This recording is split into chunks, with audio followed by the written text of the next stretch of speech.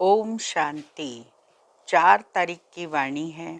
मीठे बच्चे, ज्ञान सागर बाप तुम्हें ज्ञान का तीसरा नेत्र देने आए हैं, जिससे आत्मा की ज्योति जग जाती है। प्रश्न है, बाप को करण करावनहार क्यों कहा जाता है? वह क्या करते हैं और क्या कराते हैं? बाबा कहते, मैं तुम बच्चों को मुरली सुनाने का कार्य करता हूँ। मुरली सुनाता, मंत्र देता, तुम्हें लायक बनाता और फिर तुम्हारे द्वारा स्वर्ग का उद्घाटन कराता हूँ। तुम पैगंबर बन सबको पैगाम देते हो। मैं तुम बच्चों को डायरेक्शन देता, यही मेरी कृपा व आशीर्वाद है। गीत बजा है, कौन आज आया सवेरे सवेरे। बच्चों ने गीत सुना, हम बच्चों को सवेरे सवेरे जगाने कौन आया है? जो हमारा तीसरा ज्ञान का नेत्र एकदम खुल गया है। ज्ञान सागर परम पिता परमात्मा द्वारा हमारा तीसरा नेत्र ज्ञान का खुला है।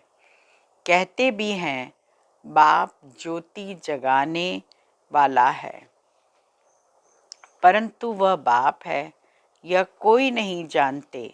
ब्रह्म समाजी कहते हैं वह क्षमा है, ज्योति है। मंदिर में हमेशा वह ज्योति ही जगाते हैं, क्योंकि वह परमात्मा को ज्योति स्वरूप मानते हैं। इसीलिए वहाँ मंदिर में दीवा जगाते ही रहते हैं। अब यह बाप कोई माचिस से दिया नहीं जगाते हैं। यह तो बात ही न्यारी है। गाया भी जाता है, ईश्वर की गतमत ईश्वर जाने। परम पिता परमात्मा को बुलाते ही इसलिए हैं कि आकर पतित दुनिया का विनाश कर पावन दुनिया का उद्घाटन करो व दरवाज़ा खोलो। बाप आकर गेट खुलवाते हैं। शिव शक्ति माताओं द्वारा वंदे मातरम गाई हुई है।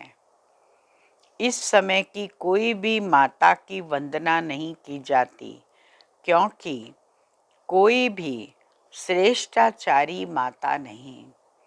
श्रेष्ठाचारी उनको कहा जाता जो योग बल से पैदा हों। लक्ष्मी नारायण को श्रेष्ठाचारी कहा जाता। भारत में देवी देवता जब थे तो भारत श्रेष्ठाचारी था। इन बातों को मनुष्य तो जानते ही नहीं, वह अपने ही प्लान बना रहे हैं। गांधी जी भी राम राज्य चाहते थे। इससे सिद्ध है कि अभी रावण राज्य है। तुमको कहते हैं, तुम भारत की क्या सेवा करते हो? बोलो, हम हैं रूहानी सेवाधारी, स्वर्ग का उद्घाटन करा रहे हैं, स्थापना करा रहे हैं। शिव बाबा है करण करावनहार, जो करा रहे हैं वह करता भी है। मुरली कौन चलाता है? तो कर्म करता है। तुमको भी सिखलाते हैं कि ऐसे चलाओ। महामंत्र देते हैं, मन मना भव, कर्म सिखलाया ना। फिर तुमको कहते हैं औरों को सिखलाओ। इसीलिए करण करावनहार कहा जाता है। तुम बच्चे भी यही शिक्षा देते हो, बाप को याद करो और वर्षे को याद करो। यही तुम बच्चों को पैगाम पहुंचाना है। ऐसे नहीं दूसरे को पैगाम दें और खुद याद में न रहें। फिर क्या होगा? दूसरे पुरुषार्थ कर ऊंच चढ़ जाएंगे, मैसेज देने वाले रह जाएंगे। याद का पुरुषार्थ न करने से इतना उच्च पद नहीं पाते हैं। दूसरे याद की यात्रा से पावन बन जाते हैं।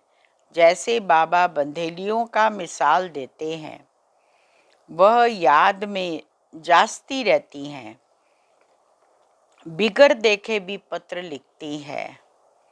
बाबा, हम आपके हो चुके हैं, हम पवित्र जरूर रहेंगे। तुम बच्चों की है बाप से प्रीत बुद्धि, तुम्हारी ही माला बनी हुई है।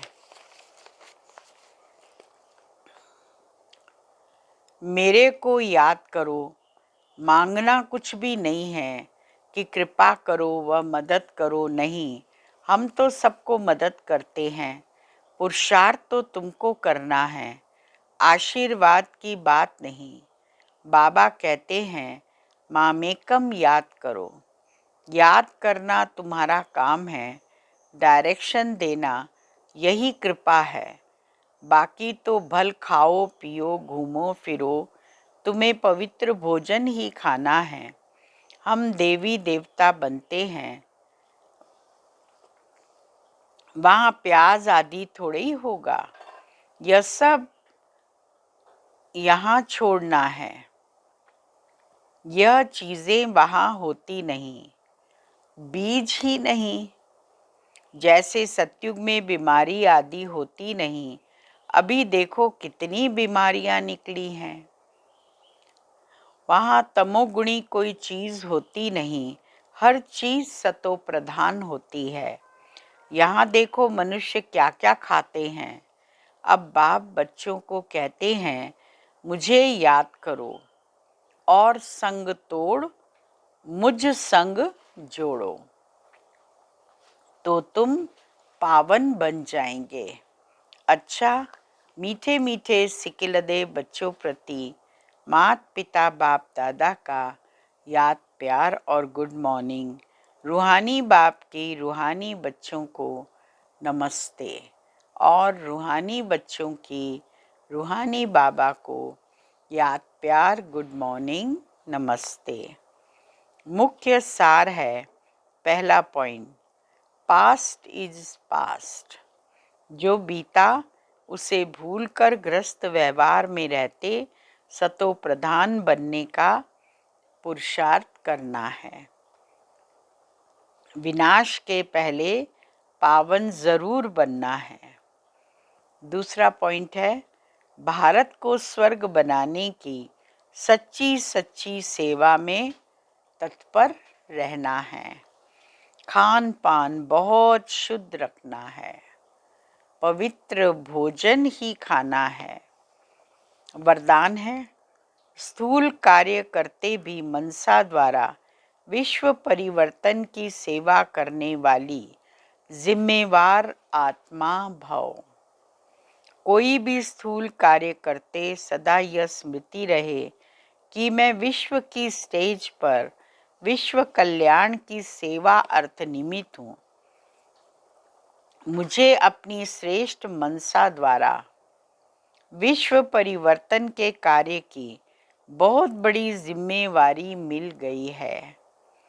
इस स्मृति से अलबेलापन समाप्त हो जाएगा और समय भी व्यर्थ जाने से बच जाएगा। एक एक सेकंड अमूल्य समझते हुए विश्व कल्याण के व जड़ चेतन को परिवर्तन करने के कार्य में सफल करते रहेंगे। स्लोगन है, अभी योद्धा बनने के बजाय निरंतर योगी बनो।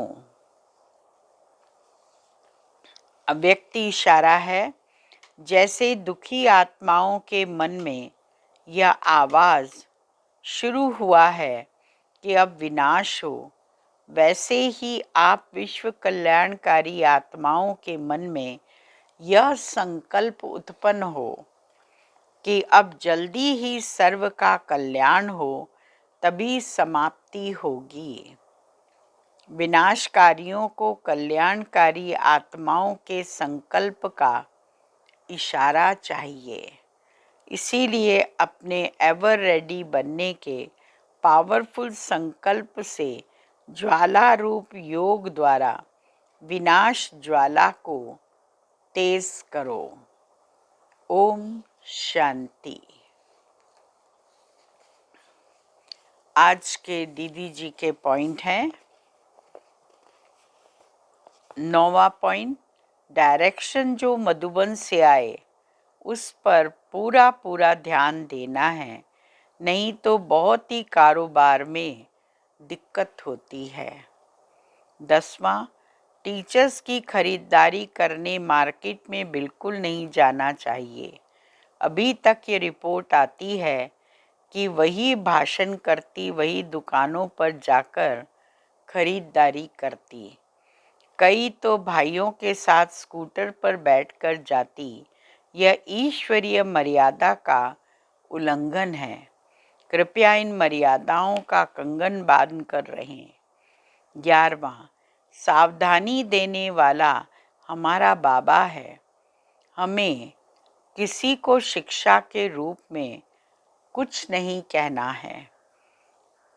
मुरली में शिक्षा के महावाक्यों की अपनी तरफ से बढ़ा चढ़ाकर नहीं बोलना चाहिए। कोई भी बात हो राय दे सकते हैं, शिक्षा का रूप नहीं हो। मुरली में कुछ कट भी नहीं करना चाहिए। 12वां पॉइंट, कुमारियों के समर्पण पत्र जोन इंचार्ज के पास होने चाहिए। जोन इंचार्ज को 3 मास या 2 मास के बाद जोन की सब टीचर्स को बुलाकर दिल लेनी चाहिए। जोन में कोई सेंटर में कमी है तो जोन इंचार्ज पूरी रेख देख करे, कभी कमी पूरी करे। 13वां, हर क्लास में एक हेड भाई होना चाहिए। उसे सर्विस का जिम्मेदार बनाना चाहिए। हर 15 दिन में सर्विस की मीटिंग करनी चाहिए ताकि सर्विस ठंडी न हो।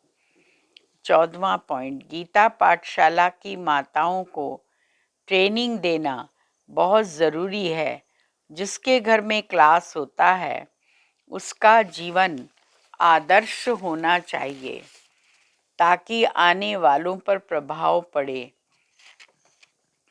कहीं अमर्यादा का कार्य उनके घर में होते देख डिससर्विस न हो। ओम शांति।